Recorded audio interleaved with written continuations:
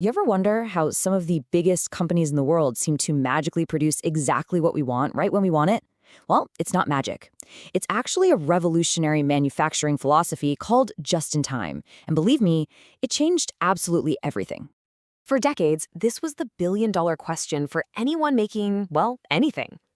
Get it wrong, and you are stuck with giant warehouses full of stuff nobody wants to buy. But get it wrong the other way, and you completely miss out on a bestseller. The solution to this puzzle would change the way we make almost everything. To really understand just how groundbreaking this whole idea was, we have to take a step back. We need to look at the world before it existed, an era of mass production and, you guessed it, massive warehouses. Yeah, the old way was all about just in case. Companies would try to predict what people might buy in the future. Then they'd fire up the factories and produce enormous quantities, basically just hoping their guess was right. The goal was simple: make things cheaper by making a ton of them, and then just store it all and wait for the buyers to show up. And this right here, this is the fundamental shift in thinking.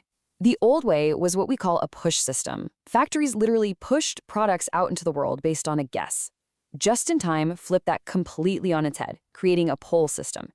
In this world, a real customer's purchase is like the starting gun that pulls the product through the entire production line. So where did this radical new idea come from? Well, it wasn't dreamed up in some fancy business school.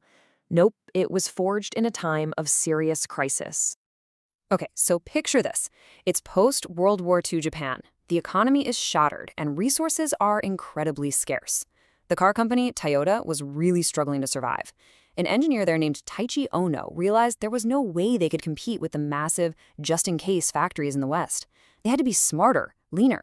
So in 1952, the just-in-time system was born out of pure necessity. And you know what?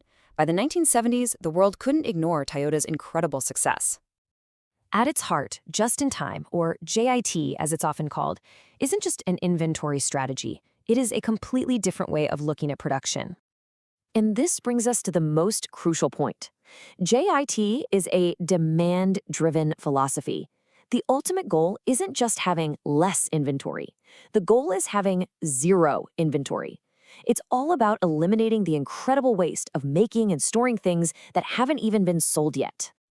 This is the core mantra. It's a radical shift from just in case to just in time. Every single action, every part delivered, every product put together is triggered by a real immediate need. Nothing, and I mean nothing, happens based on a guess. Okay, but how do you actually do that? How do you achieve this goal of zero inventory? How does this whole pull system work in the real world? Let's open up the playbook. It all comes down to one core principle: the relentless, obsessive elimination of waste. Anything, and I mean anything, that doesn't add value to the final product from the customer's point of view is considered waste, and it has to go. And the JIT philosophy got really specific. It identified 7 key enemies of efficiency, 7 types of waste that you have to hunt down and completely eliminate from your process. And these are the big ones. Overproduction is basically the cardinal sin, but the philosophy is ruthless about all of them. A worker just standing around waiting for a part, that's waste. A box being moved one extra time, waste. Even a single defect that has to be fixed is a waste of time and materials. By targeting these 7 areas, the entire system becomes incredibly lean and efficient. Now, to manage this complex dance, Toyota developed a brilliantly simple tool: the Kanban system.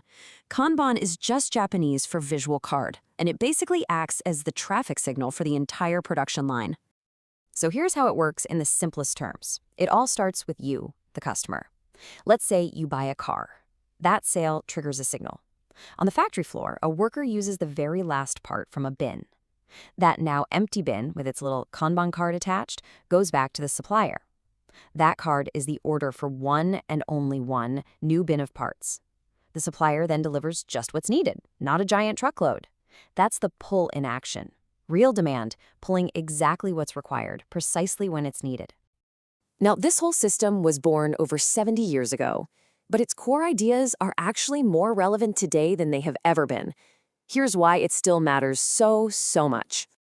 The benefits are just huge. I mean, companies save enormous amounts of money on storage, for one. Efficiency skyrockets because you're getting rid of all that waste. quality actually improves because with no extra inventory, defects are found and fixed immediately, not buried in a giant pile of stock. And maybe most importantly, companies become incredibly flexible and able to respond to change. Remember the whole new Coke disaster? The public absolutely hated it.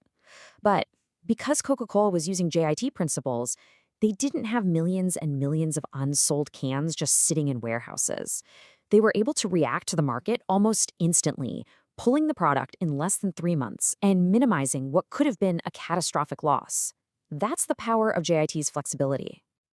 And this is not just ancient history. Think about how Dell builds a computer only after you place your order, or how the clothing store Zara can get a new design from the fashion runway into its stores in just a couple of weeks. That incredible speed and responsiveness, that is pure just-in-time philosophy at work right now. So, in the end, just-in-time is so much more than a factory system. It's a mindset. It's all about eliminating waste and responding directly to what the world actually needs. A completely transformed manufacturing. Which leaves us with one final thought. What other parts of our world are just waiting for their own just-in-time revolution?